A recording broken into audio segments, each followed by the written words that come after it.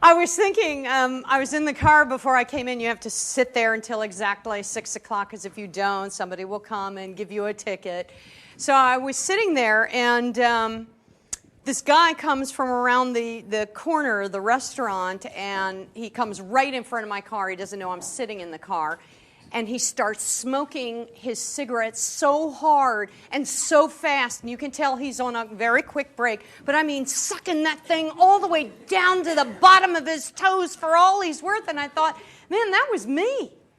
That was so me. I was a 3-pack a day girl.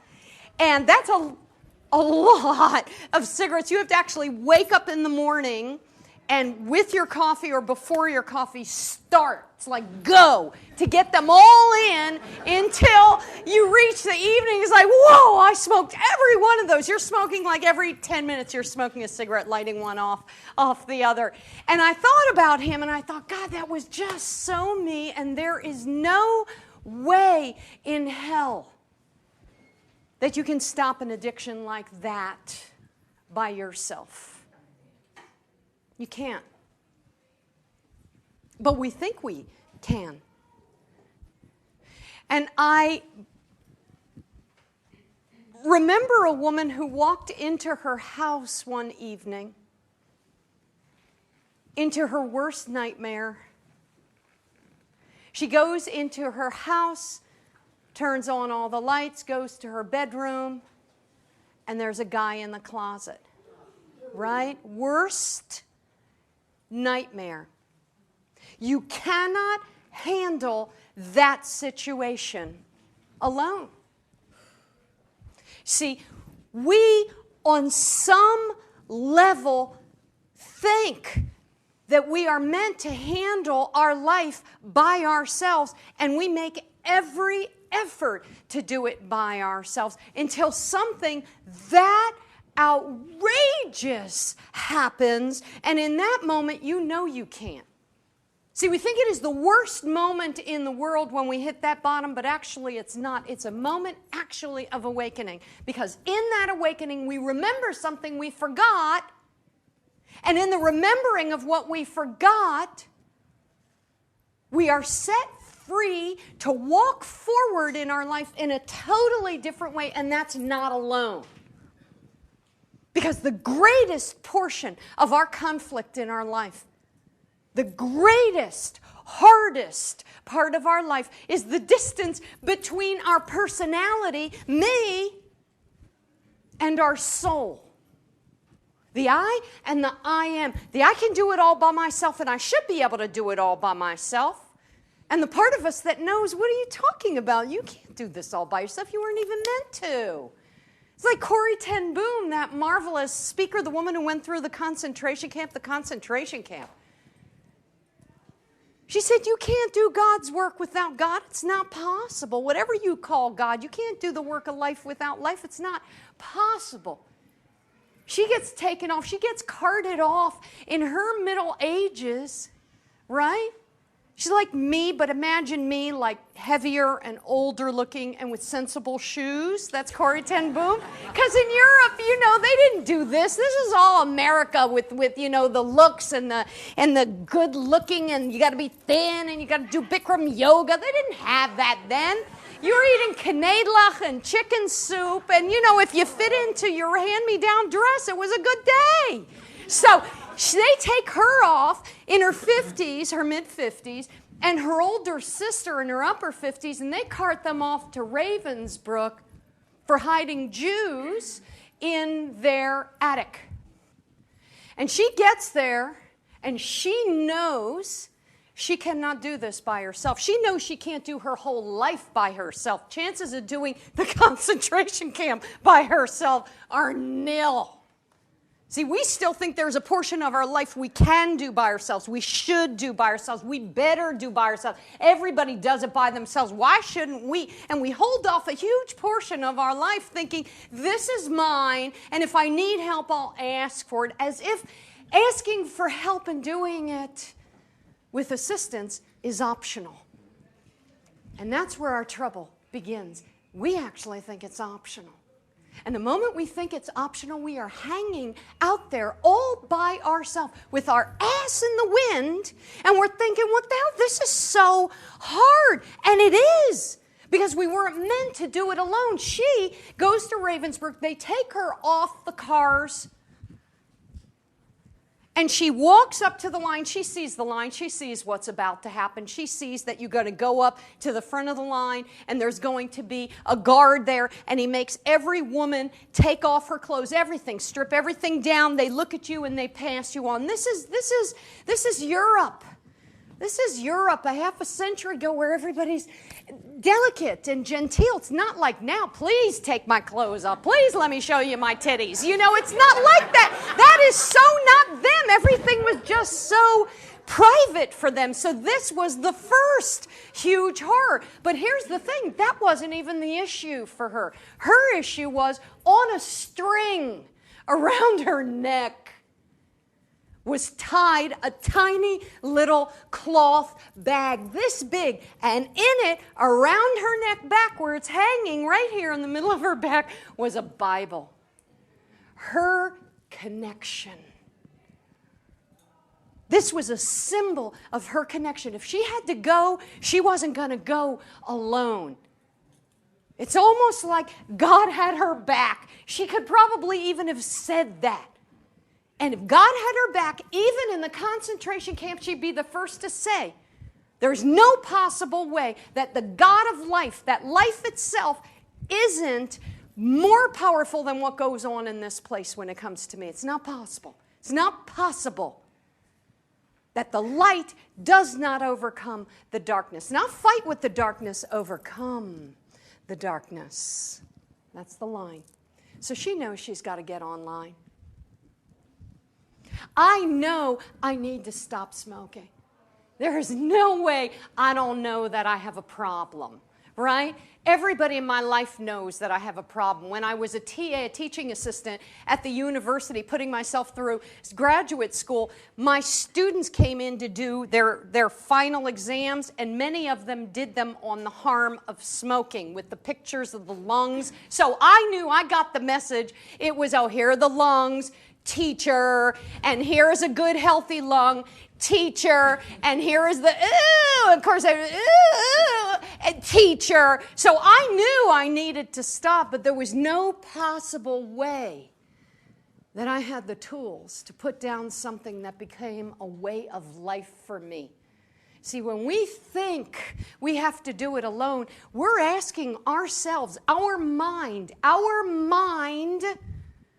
to take us out of the problem it got us into. And it can't, because it got us there. It's not this mind that's going to be able to take us out of it. We need a bigger mind. We need a greater mind. And mark my words, this has nothing to do with religion. Forget if religion's coming into your mind, oh, she used the God word, this is just not for me. Understand, when we talk about deeper and greater mind, we're talking about the Tao Te Ching. That talks about, and it calls it the treasure house within, the secret source of everything. Talk about a marketing idea to call the great within the treasure house within. I mean, they could have, in those days, call it the great Melanonin Mysterium, right? And I never would open the book. But the great treasure house within, I mean, who doesn't want to get to the treasure house within? That is pure advertising as far as I'm concerned. The treasure house, I want a treasure.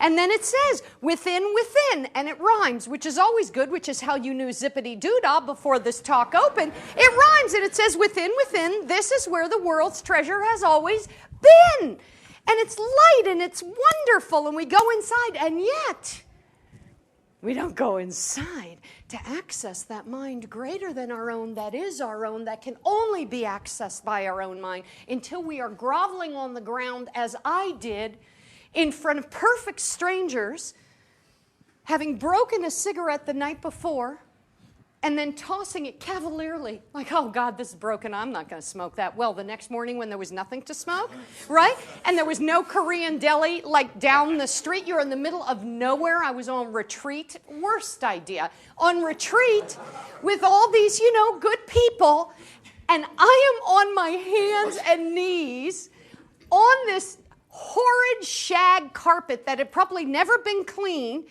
underneath the couch, really never been cleaned, searching for that broken cigarette that I knew was here somewhere. If only I could get a piece of tape to tape it back up and then smoke it. My morning was there, and I remember being on my hands and knees thinking, this is pathetic, August. I cannot believe you are in this position. Okay, keep looking for the cigarette. Right? Because you're in this place and you think, how low can you go? How low can you go is how low you have to go. That's how low you're going to go. And if there's any lower to go, you'll be there. And I did not stop until I found that cigarette. And I was the guy in front of my car smoking that thing for all it was worth. Because I understand now what a fabulous place, hiding place, that was for me. The name of Corrie ten Boom's book that sold millions of copies is The Hiding Place. This whole life is about the game of hiding. Let's not pretend it's not. We are hiding from ourselves, our own greatness, our own access to our greatness, and living on the smallest part of our nature, thinking, this is how you do it. This is how it's done. She's walking up. She knows she's going to have to take off all her clothes, and the Bible's there. She doesn't care about anything but the fact that she cannot go through this experience without her connection. The Tao calls it, hold fast to the Tao. That's the whole point of what we are asked to do. If what we talked about last week is true, that we only have one problem, then there is one answer to that problem. If the problem is separation, then the answer is unification. To unify, to come back to ourselves. So last week when we talked about thy will be done, please understand this isn't a religious proposition. Thy will be done. The difference in the Bhagavad Gita, look how slim a difference it is. We think, oh, thy will be done. I'm praying to something outside of me. Hey, I'm praying. I've never done that. I don't even want to be doing that. And who am I talking to? And who's listening? And it pushes all our buttons, lots of charge. But the difference in the Bhagavad Gita between ourself, our small self, me on my hands and knees, trapped, stuck in a pattern I can't get out of, and me watching myself on my hands and knees in a pattern that I seem not to be able to get out of. And both are true. And both are myself. But look at the elegance of how small a shift in consciousness is required. A shift in thinking is required to get from one self to the other, from the I to I am. We think, well, I'm going to have to be a holy person. I'm going to have to finish all the books I started. I'm going to have to not say F you all the time. I'm going to have to just be a totally different person to get there. The difference in the Bhagavad Gita between the I and the I am is the I, they spell with a small s. And the I am, a capital S. It's still you. It's all you. It's never not been you. The thing we're talking to, the thing we're after, the thing we need, the thing that's going to help us, the thing we call out to help us is that greater version of you. And I'm not talking about the Anthony Robbins greater version or you with 40 pounds off and tight abs, and not that you. I'm talking about the you that existed before time, the forever you. Immortality is not a theory. I'm telling you, we have got to put that word up on the blackboard in our home and start really getting into what that word means. That we are forever means something so huge in our life. It means we can tap that place inside of us. We can tap it. We can access it. We can use it. We can find the right next step, the right word, the right next thing. It's our divine compass. It's who we are. So when Einstein said, this mind that got you here is not the mind that can get you out of here, he wasn't telling you to go find somebody else's mind. He was saying, go deeper into your own, and you will bump into a deep mind that's yours. Here's where the problem comes in. We have a teacher named Joel Goldsmith, and he says, yes, you have this deeper mind, and let's call him God. And he says, and there is a power greater than yourself. Let it use you. Ernest Holmes says, there is a power greater than you, a power and a presence greater than you, not outside of you, greater than you know yourself to be, more unlimited, more boundless. If you're the wave in the ocean, it's the ocean. And he said, you can use it. So look at the difference. You can use it versus let it use you. So his rooms are kind of empty, right? Because everybody's thinking, I don't want it to use me. I want to be over here with Ernest Holmes. I want to use that power. So he gets very famous and powerful, Ernest Holmes, based on the idea that we can use and access that power at any time. And that it's not different from us. It's not separate from us. It's not other than us. It's right here where we are. We don't have to become it. We are it. We don't have to become anything that we aren't already. We have to tap it. And we don't tap it because we think, I should be able to figure this shit out by myself. I mean, everybody around me's got their act together. What is my problem? Why can't I get a guy? Right? What's up with that? Lord, just move on. I just want to get that guy and just move on to the next problem I have to solve. Over here, Joel Goldsmith is saying something, and you know what? They seem diametrically opposed, but they're not. There's a power and a presence, that greatness, that is you. You are the wave in the ocean of that consciousness. You are made of it. You are filled with the properties of it. You come from it. You swim in it. You live in it. You think it. It's you. And he's saying, you don't even have to work so hard to access it, to use it. Let the ocean carry you. He's not saying anything really different because both and are true. We let this ocean of mind move us, and at the same time, we access it over here, understanding in those moments, I'm not just the wave. Why do I keep acting as if I'm just a wave? Why do I have to keep acting as if I'm just a wave when I have the entirety of the ocean beneath me? The entirety of the ocean of mind, of consciousness, of history, of life. Carl Jung called it the collective unconscious. We can access all wisdom at all times, right in the moment, right where we are. So why don't we? Yolanda? So I admire you for even answering. I was just kind of... sorry. Just no, good for you. Good for you. We don't trust what? We don't trust that. We don't trust what that? That bigger self. We don't trust that bigger self because we think we can do it. Because we think we can do it. And we think we should do it and have to do it and better do it. Isn't that an interesting thing? The answer is right here. We started this series, A Way of Life That Works, so you better believe I thought a lot about week one, right? You can't just pick week one and just pick a nice topic. You have to pick the topic upon which all things are founded, ergo the wisdom I possess and the $10 fee you paid, right? That explains the $10. So you have to figure out what is at the bottom of it. What the bottom of it is we have a problem, and the problem is we try to do it by ourselves. Number two has got to be week two. Well, what's the answer? I'm not going to make you wait for 12 weeks to get the answer to what the one problem is. As a marketing idea, it's a very good idea, right? Because if I give you the answer today, it's possible I'm alone next week. Me and I'm laughing at Carol's jokes, you know. Oh, babe, that was so good. Do it again. We got tons of time. Right? So here we are in a dilemma. Corey is standing there knowing what's coming, but she knows something I didn't know. She knows something the woman in her bedroom didn't in that moment know. She knows she doesn't have to do it alone. In fact, she knows she can't. Oh my God, tell me the entirety of the program, of the 12-step program, is not based on you can't do this alone.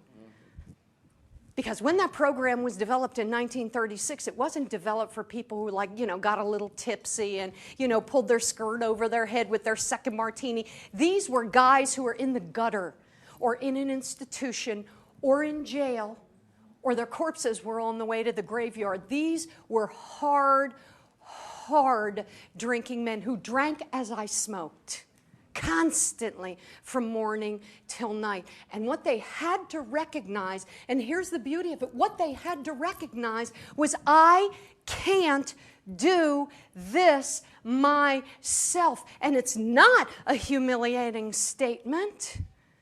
It's a humbling statement. And it's a freeing statement to recognize we're not meant to do it alone.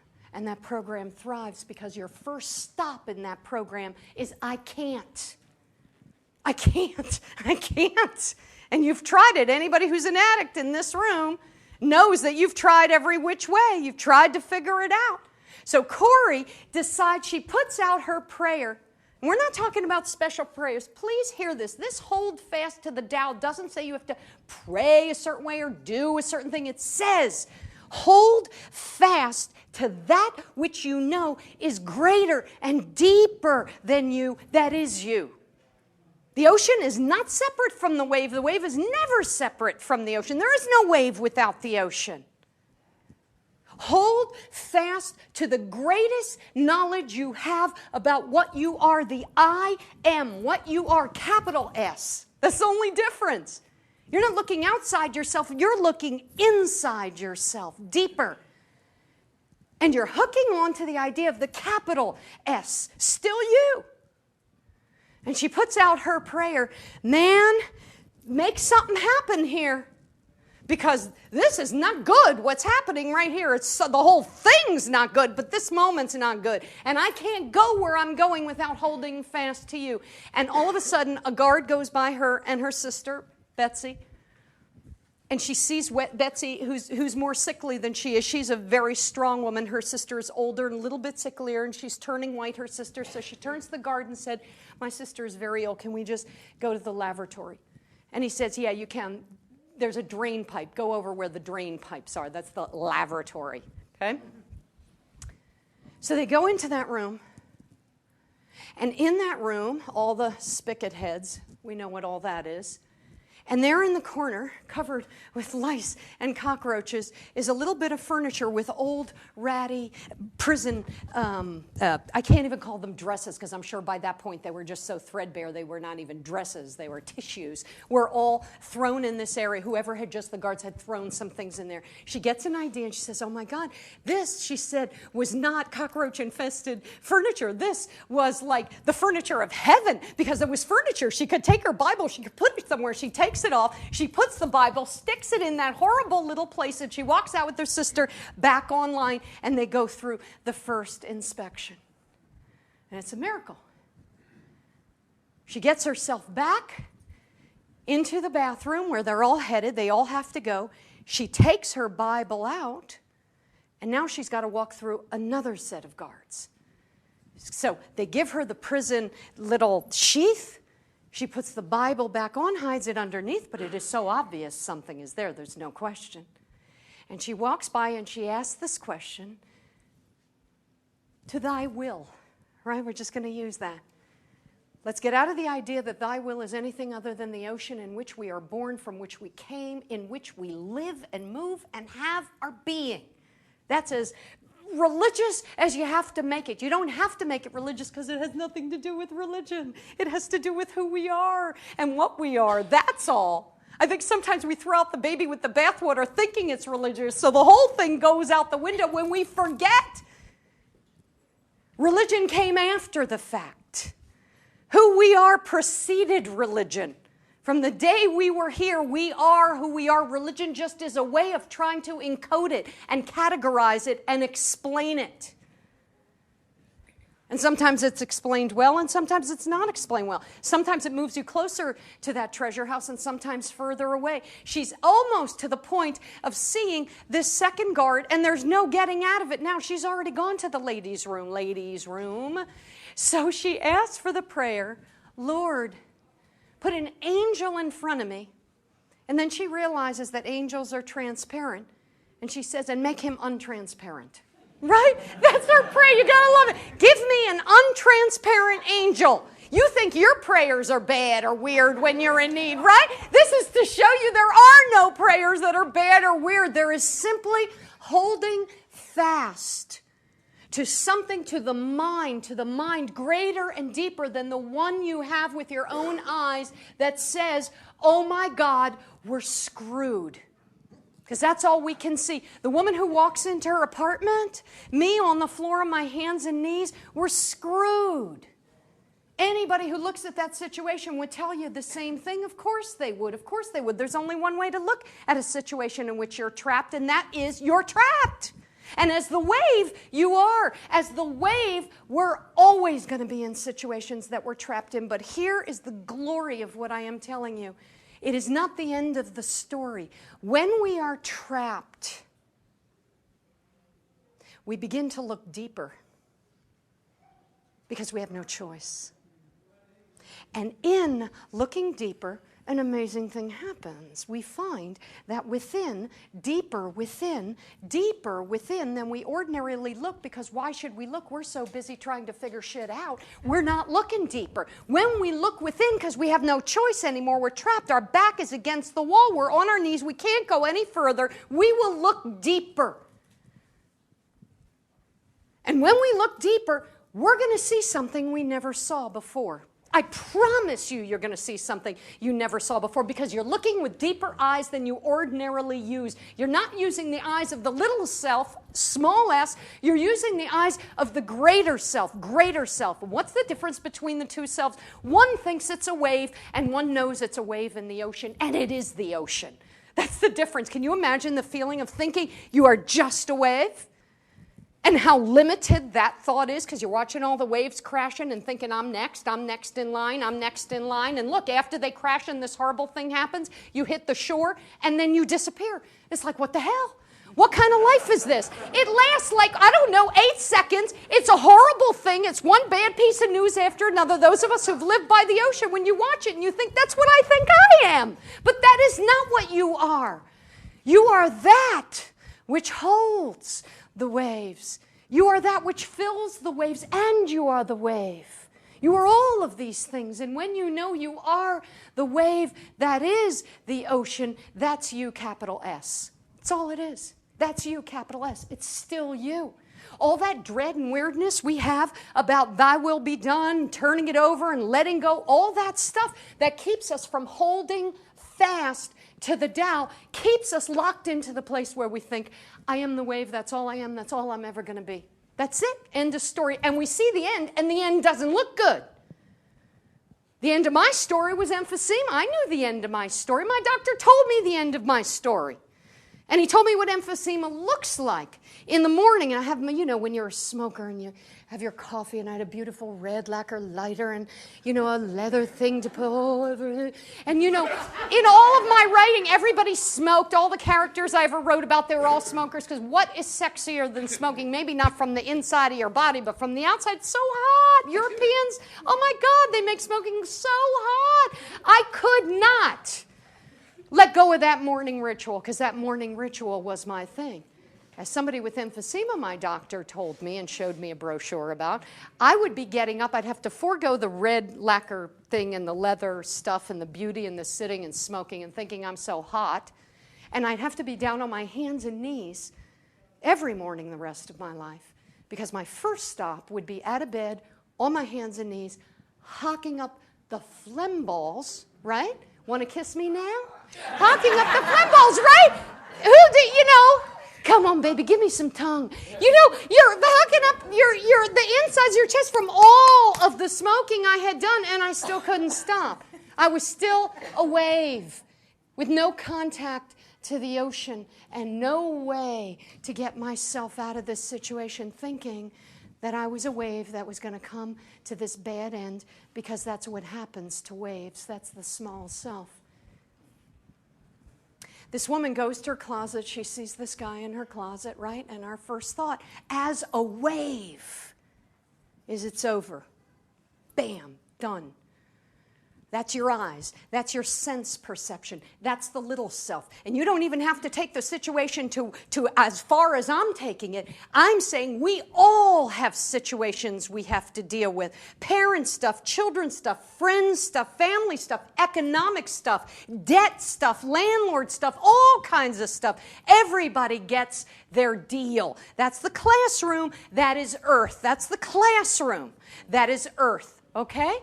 So she's at the closet, and you know what? Her mind already sees the end of this story, and it's a terrible end to the story. It doesn't end well for her. It may end great for him, but it doesn't end well for her. And something happens when we know, which is why you're sitting in this room. You're sitting in this room to remind yourself, maybe not in this moment, because you don't need it in this moment, but there comes times in our life when we look at different areas of our life, shine a spotlight, where we need to know we're the ocean, when we need to know who we are, when we need to know who I am. There's a story about the great Kabbalists. They used to tell this story. They said it was whispered that there was a word of power. And everybody, of course, wanted that word of power. It's like, ooh, who wouldn't pay to know the word of power, the powerful word, whatever that was, because you'd have power if you had that word. And oh boy, life would be different. And people went scouring the earth looking for the word of power until they discovered what the word of power was. It'd been something they'd been saying their whole lives without even understanding what they were saying, holding it that lightly. And the word of power is, they discovered, I am. I am, in the fullness of what that means. I am in the fullness of what that means. When we know who we are, an amazing thing happens. When we hold fast to that, like Corrie ten Boom held to her Bible. You don't have to believe what she believes, but she held to something greater and deeper. She held to the I am that dwelled within and around her, greater than her. The power and presence, as Ernest Holmes calls it. The power and presence, greater and deeper, that is there to be utilized. If you're a wave, why don't you use the power of the ocean within you to do some work with you and for you, which is why the Tao Te Ching will say that surrender leads to perfection. It opens the doors. It sets the crooked places straight. It makes the hard edges soft. It does the work for you, through you. So when it says the sage, meaning the man who embodies the teachings in whatever religion or belief system or philosophy, the man who embodies the teachings, meaning, and what was Jesus but a man who embodied the teachings? He knew who he was. It's not me, he said. It's not me. He says, the Father within me. What was he saying? It's the Tao, it's the presence, it's the power, it's the ocean within me that does this work. It's not me. I can't do these miracles, but this power, the mighty ocean, what he called my mighty Father, he can. That's what we're saying. We're saying that there is an ocean of mind, of consciousness, of wisdom, of energy, of flow, a current of power that moves through you. Use it. Use it. She stood in front of him. She recognized that her mind, the mind of herself, her little self, did not have what it takes. And she stood there and went one breath deeper. She remembered, I am the ocean. She held fast as Corrie ten Boom did and said, give me an angel to be around me that's untransparent. That's how little it matters what you say and how much it matters where you stand in knowing who you are. Because when you know you have the mighty ocean, if you've ever lived by the ocean, it is so loud, it is so outrageous, it is so insane. Mighty swimmers, mighty surfers come up dry. They can't beat this thing. It's so big. It's so awesome. It's so powerful. And we have all the access to it that we ever want to embody. Right? So here's the thing. If we come with a cup to this ocean and say, I want a little of this power, we are going to get a little of this power. That's all we're going to get, that little. If we come to this ocean and open ourselves up, knowing that this is what I am and I have my inheritance, Not because I'm a good girl and I don't curse and I give to charity and I'm nice to older people. Not that. Have you noticed that when you get older? Like, older is older than you. Older, my age, I didn't even think I was going to live as long as I am now. It's amazing. But now older is like, 128 because I keep moving up. God. Right? If we go to this ocean and we want to embody this much, a cupful, a spoonful, a bucketful, a barrel full, our hands full, we can have as much as we want to receive. And when we are face to face with a situation we can't heal by ourselves, a man in a closet, a guard in front of us about to take away our most prized possession, me looking at charts saying you are en route to having one of those things put in your throat like one of my friends did. She walked around with her oxygen tank wherever we went. She was already there. In those moments, we turn to the inish cap self. The self that's us, but with a capital. It's the wave that remembers it's an ocean. That's what we're talking about. Please understand that because we're talking about last week's talk. Thy will be done. That's what you're calling forth. You are calling forth the energy in you that knows, and it knows that it knows who it is. That's what you're calling for. Do not fear using those words. Thy will be done. Or letting go. And letting go into something greater than you. Because it's you. It's all you. It's us. It's what we are. We are made of it. It is what we are. In unity, he used to say, Eric Butterworth, the great Eric Butterworth, used to say, God is I am. Make it your mantra. God is I am. God is I am. So you recognize one day that you're talking about the same thing. She's looking at the guy in the closet and she takes 1 second, a fraction of a second. That's why we're sitting in these rooms so that in the moments of our life when we need to remember with the ocean, bam, it's there. We don't have to work at remembering. Bam, it's there. You've been reading, you've been studying, you've been writing, you've been thinking, you've been talking, you've been on whatever path you're on, remembering the bigness of you so that when the bigness is needed, you are not shy about calling it forth. She's standing in front of the closet, and in that moment, she goes from a little S to a big S, right? The world doesn't change. God doesn't change. Life doesn't change. She changed. And what changes? She remembered. That's all that changes. She remembered. And in that moment, bam, she dropped down and she had access to a mind greater than her own. The same access we are told over and over that we all have, and we can have as much of it as we want, as often as we want. It's not like eating ice cream where if you have more than your share, you become a larger double-digit girl. It's not like for every time I'm going to come with a bucket to the Haagen-Dazs store, I will not pay the price. We will pay that price. But every time we go to the ocean, we don't pay the price. We embody a greatness that is who we are, a power, a courage. That's why they say, you know what the enemy on your path is? The enemy is thinking you have to become something that you're not or something more than you are. You're not becoming anything. We're not becoming anything. That's the truth about the teaching. We're not becoming anything. We already are. We're remembering. She remembered for that moment. She was a capital S, and she said, this, for the next 90 minutes, I spoke to this man.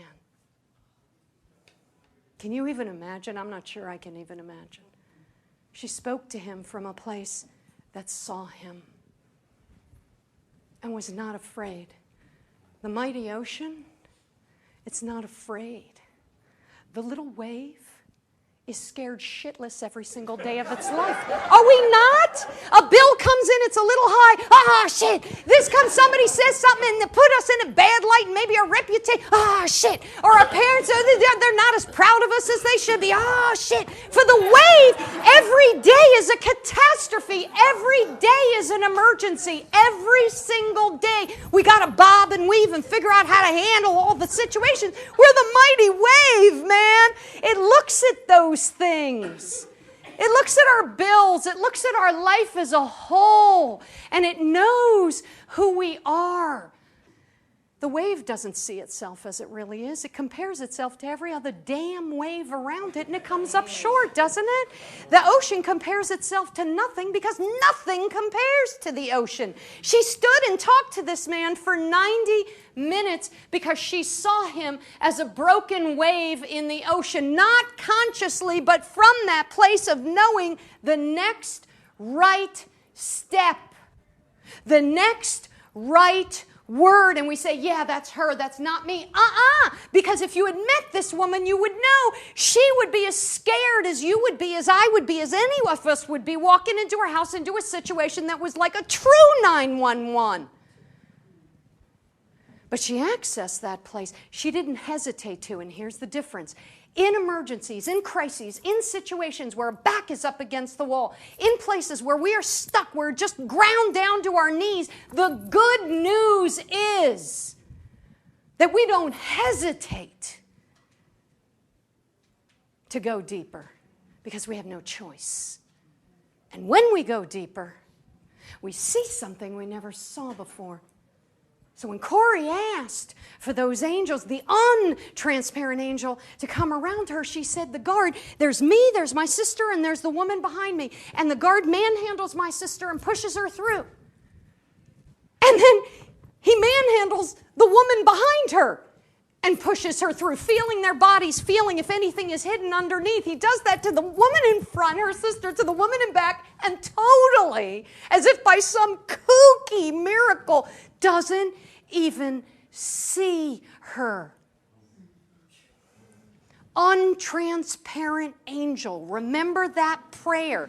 Right? And it's not the prayer. It is us knowing that when we hold fast, if we have one problem and it's separation, the answer to the one problem is non-separation, is unification. And the best prayers are the ones that don't start with what I need and what I want, because we're going to start that prayer as a wave, asking for everything we need and want and think we don't have as a wave. And as a wave, we really don't have pretty much anything going for us. Right? We're insecure, we're nervous, we're anxious, we're self-conscious. I almost tripped. Did somebody see me? That's the stuff we're thinking of as a wave, as a mighty ocean. We're thinking about what our destiny is, about who we can serve, about who we are, about how we can help, what we can give. See, the little s, the wave is always thinking about what it can get that it doesn't have, and the great self that we are already is thinking about what it is. And what it is, and what it has, and knows that it has, is always in a position to give. Because what do you do when you have? You give by default, not to be a nice person so that your neighbor can say, what a nice person my neighbor is. You're giving because you can't help but give it away. We have one problem and there's one solution. We have got to come to terms with making it our business that there's nothing more important in our lives, not your nails and your manicure or your pedicure or your hair, the zit or the guy or the money or the travel or the home or the roaches. There's one thing that is important upon which everything else in your life rests, I promise you. This is a way of life that works, which means the foundation upon which we're going to build our new house has got to be on rock. And what is the rock? Our knowing who we are. You don't have to explain it to anybody. It's not any kind of religion or special philosophy. You have to get into it. Who are you, the wave or the ocean? If you think you're the wave, it's time to get involved with a process of thinking that helps you remember who you are. And we've done it for a number of months before some of you have come, and I'm going to ask you to start it again tonight. If you only have one prayer or affirmation or statement of truth or whatever you want to call it for the next 90 days, then this is one exercise you're going to have throughout for the next 90 days, and it will serve you so well. For some of you, you've already been doing it. You go out of your house in the morning before you leave your house, and you say these words to whatever, that which is greater and deeper, in which you live and move and have your being. Show me your face. You ask that question. For your money, there is not a more fascinating, surprising, outrageous exercise for you to do that's going to show you how much of an ocean you contain. And each and every day, you want to contain more of that ocean. You want to open to more of that ocean. You want to absorb more of that ocean. You want to remember more of that ocean. You can. Because Corrie ended up in the camps with her Bible, and they called her barracks. They had a special name for her barracks. Her barracks, as lice-infested as it was, as all of them were called the crazy place. That's what they called her barracks. The crazy place. Literally, the crazy place. Why? Because they said there in those barracks, they have hope. That woman walked away unscathed from the man in her house, and they embraced when he left the following morning. And when I finally got it through my thick skull that there was no way that a wave could stop an addiction like the one that I had had for 17 years, I stepped into the ocean and asked it to do what I couldn't do, because we can't do it without the fullness of who we are. And I have been cigarette-free. Let's see, I'm 29, so it's been 26 years. And 26 years where I don't even think about it. So consider this proposition. Listen to this tape. Listen to last week's talk and put yourself together with, you have one problem and there's one solution. And we'll take it a step further next week. But I am telling you, this is a way of life that works because it is built upon a rock, a foundation of who you are now. Not who you're going to be at the end of the 12 weeks, who you are now. Taking out of hiding the greatness that already exists within you. Starting to tap into it. What are we waiting for? Enough said. Thank you.